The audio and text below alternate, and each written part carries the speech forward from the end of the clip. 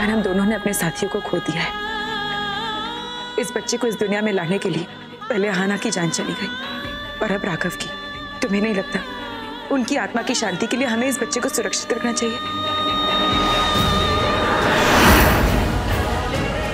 तो मैं तुमसे एक और बात पूछती, मिस्टर रेहान खुराना, क्या तुम मुझसे शादी करो? मैं तुम्हारी चुप्पी को हाँ मान रही हूँ।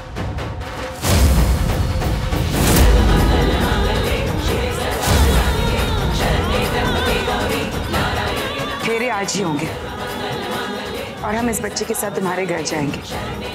मैं तुम्हारी पत्नी बनकर आऊंगी। लेकिन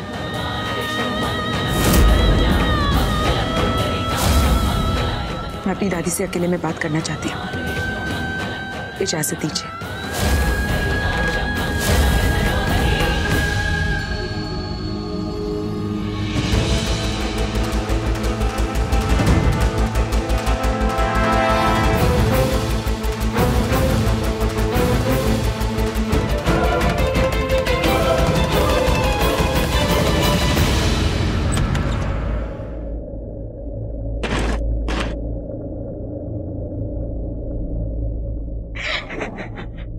तू नहीं रोएगी नैना,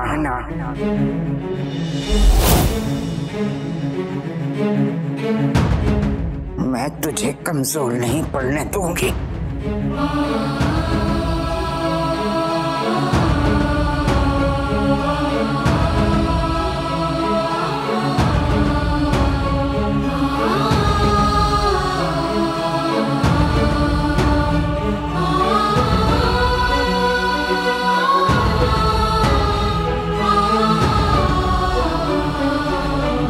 जैसे आप चाहती थी मैंने वैसे किया दादी।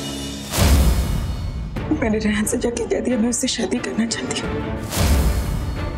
पर दादी मुझे ये सब ठीक नहीं लगता कि हमारे पास सच में और कोई रास्ता नहीं है। आप मुझे उस इंसान से शादी करने के लिए कह रही है जिससे मैं नफरत करती हूँ। क्यों दादी? नफरत एक इमोशन है, हमें किसी इमोशन को फील नहीं करना है। हम ये इसलिए कर रहे हैं ताकि तू अपने मकसद तक पहुंच सके। अब क्या पीछे हटना? नैना, मैं जानती हूँ ये आसान नहीं होगा, लेकिन हमें ये करना है अपने राघव के लिए, उसके इंसाफ के लिए। तू नहीं चाहती? नहीं चाहती तू? तो पहले आंसू पोंछ दे। हिम्मत भांग, तुझे करना ही होगा।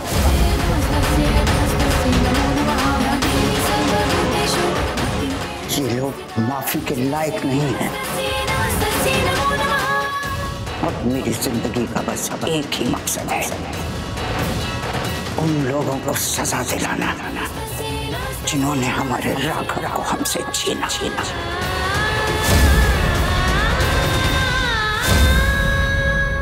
भाई वो तुमसे बदला तो नहीं लेना चाहती? किसी गलत इरादे से वो हमारे घर में प्रवेश तो नहीं कर रही है? हो सकता है माँ, लेकिन इस वक्त मुझे मेरे बेटे के अलावा और किसी चीज की परवाह नहीं है। और इस बात को झुठलाया नहीं जा सकता कि नैना मेरे बच्चे पर अपनी जान झड़कती है। तो ठीक है, तुम्हें जो करना है कर लो, पर मेरी बात कान खोल कर सुन लो।